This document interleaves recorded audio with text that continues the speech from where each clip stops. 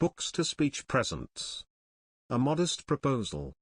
For preventing the children of poor people in Ireland from being a burden on their parents or country, and for making them beneficial to the public. By Dr. Jonathan Swift. 1729. It is a melancholy object to those who walk through this great town, or travel in the country, when they see the streets, the roads and cabin doors crowded with beggars of the female sex, followed by 3, 4, or 6 children, all in rags, and importuning every passenger for an alms. These mothers, instead of being able to work for their honest livelihood, are forced to employ all their time in strolling to beg sustenance for their helpless infants who, as they grow up, either turn thieves for want of work, or leave their dear native country, to fight for the Pretender in Spain, or sell themselves to the Barbados. I think it is agreed by all parties, that this prodigious number of children in the arms, or on the backs, or at the heels of their mothers, and frequently of their fathers, is in the present deplorable state of the kingdom, a very great additional grievance, and therefore whoever could find out a fair, cheap and easy method of making these children sound and useful members of the Commonwealth, would deserve so well of the public, as to have his statue set up for a preserver of the nation. But my intention is very far from being confined to provide only for the children of professed beggars. It is of a much greater extent, and shall take in the whole number of infants at a certain age, who are born of parents in effect as little able to support them, as those who demand our charity in the streets. As to my own part, having turned my thoughts for many years upon this important subject, and maturely weighed the several schemes of our projectors, I have always found them grossly mistaken in their computation. It is true, a child just dropped from its dam may be supported by her milk, for a solar year, with little other nourishment, at most not above the value of 2 shillings, which the mother may certainly get, or the value in scraps, by her lawful occupation of begging. And it is exactly at 1 year old that I propose to provide for them in such a manner, as, instead of being a charge upon their parents, or the parish, or wanting food and raiment for the rest of their lives, they shall, on the contrary, contribute to the feeding, and partly to the clothing of many thousands.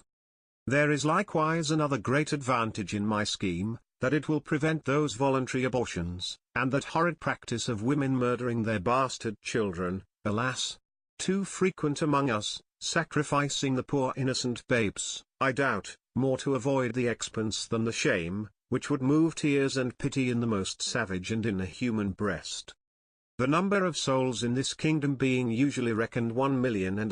of these I calculate there may be about 200,000 couple whose wives are breeders, from which number I subtract 30,000 couple, who are able to maintain their own children, although I apprehend there cannot be so many, under the present distresses of the kingdom. But this being granted, there will remain 170,000 breeders. I again subtract 50,000, for those women who miscarry, or whose children die by accident or disease within the year. There only remain 120,000 children of poor parents annually born. The question therefore is, how this number shall be reared, and provided for. Which, as I have already said, under the present situation of affairs, is utterly impossible by all the methods hitherto proposed, for we can neither employ them in handicraft or agriculture, they neither build houses, I mean in the country, nor cultivate land, they can very seldom pick up a livelihood by stealing till they arrive at 6 years old, except where they are of towardly parts, although I confess they learn the rudiments much earlier, during which time they can however be properly looked upon only as probationers, as I have been informed by a principal gentleman in the county of Cavan,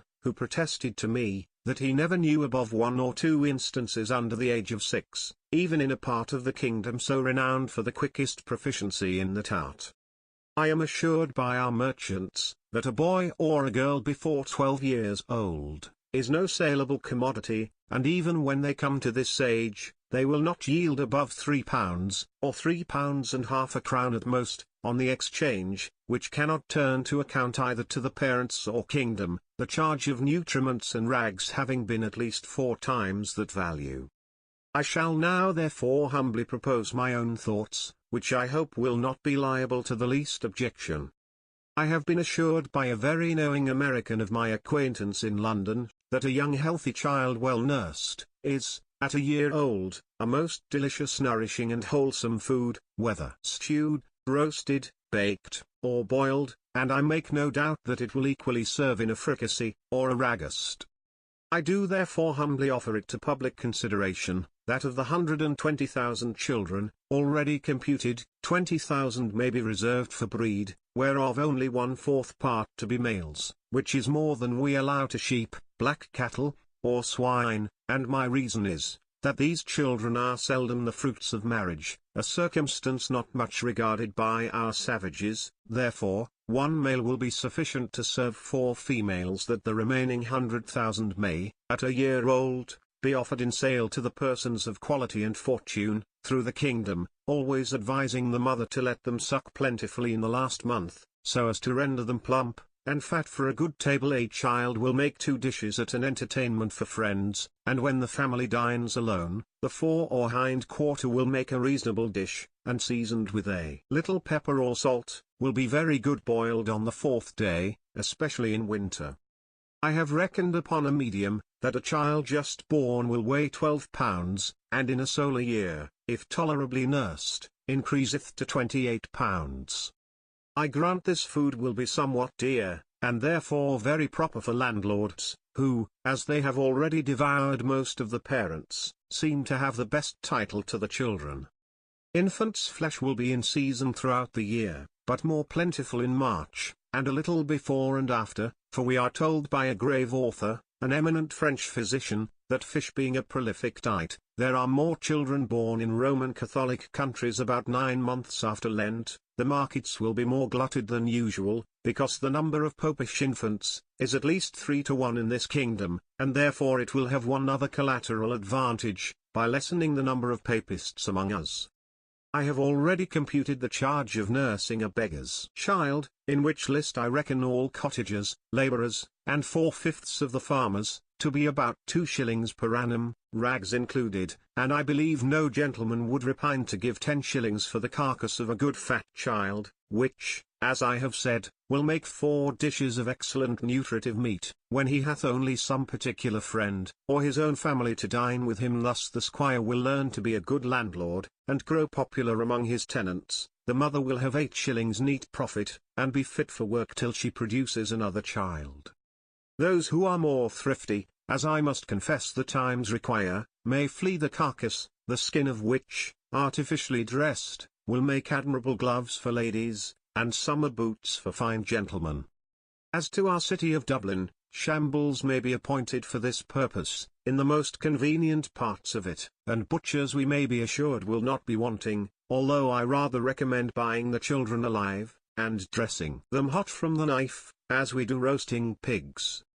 A very worthy person, a true lover of his country, and whose virtues I highly esteem, was lately pleased, in discoursing on this matter, to offer a refinement upon my scheme. He said, that many gentlemen of this kingdom, having of late destroyed their deer, he conceived that the want of venison might be well supplied by the bodies of young lads and maidens, not exceeding 14 years of age, nor under 12, so great a number of both sexes in every country being now ready to starve for want of work and service, and these to be disposed of by their parents if alive, or otherwise by their nearest relations, but with due deference to so excellent a friend, and so deserving a patriot. I cannot be altogether in his sentiments, for as to the males, my American acquaintance assured me from frequent experience, that their flesh was generally tough and lean, like that of our school boys, by continual exercise, and their taste disagreeable, and to fatten them would not answer the charge. Then as to the females, it would,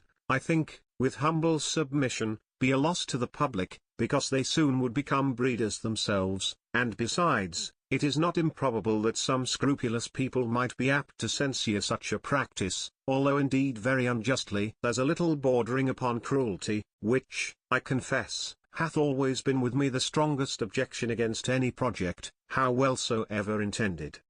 But in order to justify my friend, he confessed, that this expedient was put into his head by the famous Salmanaser, a native of the island Formosa, who came from thence to London, above 20 years ago, and in conversation told my friend, that in his country, when any young person happened to be put to death, the executioner sold the carcass to persons of quality, as a prime dainty, and that, in his time, the body of a plump girl of 15, who was crucified for an attempt to poison the emperor, was sold to his imperial majesty's prime minister of state, and other great mandarins of the court in joints from the gibbet, at 400 crowns. Neither indeed can I deny, that if the same use were made of several plump young girls in this town, who without one single groat to their fortunes, cannot stir abroad without a chair, and appear at a playhouse and assemblies in foreign fineries which they never will pay for, the kingdom would not be the worse.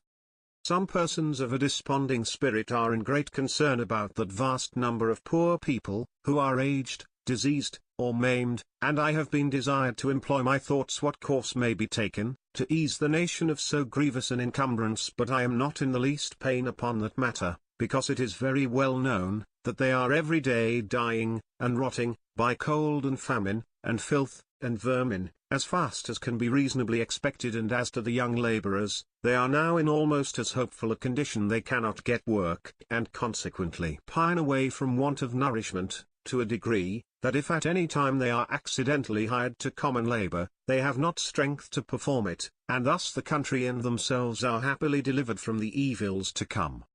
I have too long digressed, and therefore shall return to my subject. I think the advantages by the proposal which I have made are obvious and many, as well as of the highest importance.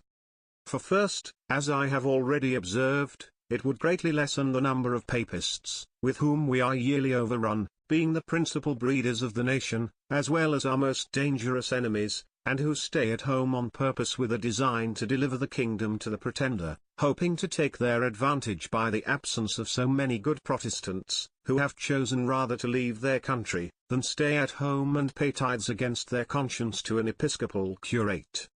Secondly, the poorer tenants will have something valuable of their own, which by law may be made liable to a distress, and help to pay their landlord's rent, their corn and cattle being already seized, and money a thing unknown. Thirdly, whereas the maintenance of 100,000 children, from 2 years old, and upwards, cannot be computed at less than 10 shillings apiece per annum, the nation's stock will be thereby increased £50,000 per annum, besides the profit of a new dish, introduced to the tables of all gentlemen of fortune in the kingdom, who have any refinement in taste, and the money will circulate among ourselves, the goods being entirely of our own growth and manufacture. Fourthly, the constant breeders, besides the gain of 8 shillings sterling per annum by the sale of their children, will be rid of the charge of maintaining them after the first year. Fifthly, this food would likewise bring great custom to taverns, where the vintners will certainly be so prudent as to procure best receipts for dressing it to perfection, and consequently have their houses frequented by all the fine gentlemen, who justly value themselves upon their knowledge in good eating, and a skilful cook, who understands how to oblige his guests, will contrive to make it as expensive as they please. Sixthly, this would be a great inducement to marriage, which all wise nations have either encouraged by rewards, or enforced by laws and penalties. It would increase the care and tenderness of mothers towards their children, when they were sure of a settlement for life to the poor babes, provided in some sort by the public, to their annual profit instead of expense. We should soon see an honest emulation among the married women, which of them could bring the fattest child to the market. Men would become as fond of their wives, during the time of their pregnancy, as they are now of their mares in foal, their cows in calf, or so when they are ready to farrow, nor offer to beat or kick them, as is too frequent a practice, for fear of a miscarriage. Many other advantages might be enumerated. For instance, the addition of some 1,000 carcasses in our exportation of barrelled beef, the propagation of swine's flesh, and improvement in the art of making good bacon, so much wanted among us by the great destruction of pigs, too frequent at our tables, which are no way comparable in taste or magnificence to a well-grown, fat yearly child, which roasted whole will make a considerable figure at a Lord Mayor's feast, or any other public entertainment. But this, and many others, I omit, being studious of brevity. Supposing that 1,000 families in this city would be constant customers for infants' flesh, besides others who might have it at merry meetings, particularly at weddings and christenings. I compute that Dublin would take off annually about 20,000 carcasses, and the rest of the kingdom, where probably they will be sold somewhat cheaper, the remaining 80,000. I can think of no one objection that will possibly be raised against this proposal, unless it should be urged that the number of people will be thereby much lessened in the kingdom. This I freely own, and 'twas indeed one principal design in offering it to the world. I desire the reader will observe that I calculate my remedy for this one individual kingdom of Ireland, and for no other that ever was, is, or, I think, ever can be upon earth. Therefore let no man talk to me of other expedients, of taxing our absentees at 5 shillings a pound, of using neither clothes, nor household furniture, except what is of our own growth and manufacture, of utterly rejecting the materials and instruments that promote foreign luxury, of curing the expensiveness of pride, vanity, idleness, and gaming in our women, of introducing a vein of parsimony, prudence and temperance, of learning to love our country, wherein we differ even from Laplanders, and the inhabitants of Topinambu, of quitting our animosities and factions, nor acting any longer like the Jews, who were murdering one another at the very moment their city was taken, of being a little cautious not to sell our country and consciences for nothing, of teaching landlords to have at least one degree of mercy towards their tenants. Lastly, of putting a spirit of honesty, industry, and skill into our shopkeepers, who, if a resolution could now be taken to buy only our native goods, would immediately unite to cheat and exact upon us in the price, the measure, and the goodness, nor could ever yet be brought to make one fair proposal of just dealing, though often and earnestly invited to it. Therefore I repeat, let no man talk to me of these and the like expedients, till he hath at least some glimpse of hope, that there will ever be some hearty and sincere attempt to put them into practice. But, as to myself, having been wearied out for many years with offering vain, idle, visionary thoughts, and at length utterly despairing of success, I fortunately fell upon this proposal, which, as it is wholly new, so it hath something solid and real, of no expense and little trouble, full in our own power, and whereby we can incur no danger in disobliging England, for this kind of commodity will not bear exportation, and flesh being of too tender a consistence, to admit a long continuance in salt, although perhaps I could name a country, which would be glad to eat up our whole nation without it. After all, I am not so violently bent upon my own opinion, as to reject any offer, proposed by wise men, which shall be found equally innocent, cheap, easy, and effectual. But before something of that kind shall be advanced in contradiction to my scheme, and offering a better, I desire the author or authors will be pleased maturely to consider 2 points. First, as things now stand, how they will be able to find food and raiment for 100,000 useless mouths and backs, and secondly, there being a round million of creatures in humane figure throughout this kingdom, whose whole subsistence put into a common stock, would leave them in debt £2,000,000 of pounds sterling, adding those who are beggars by profession, to the bulk of farmers, cottagers and labourers, with their wives and children, who are beggars in effect. I desire those politicians who dislike my overture, and may perhaps be so bold to attempt an answer, that they will first ask the parents of these mortals, whether they would not at this day think it a great happiness to have been sold for food at a year old, in the manner I prescribe, and thereby have avoided such a perpetual scene of misfortunes, as they have since gone through, by the oppression of landlords, the impossibility of paying rent without money or trade, the want of common sustenance, with neither house nor clothes to cover them from the inclemencies of the weather, and the most inevitable prospect of entailing the like, or greater miseries, upon their breed forever.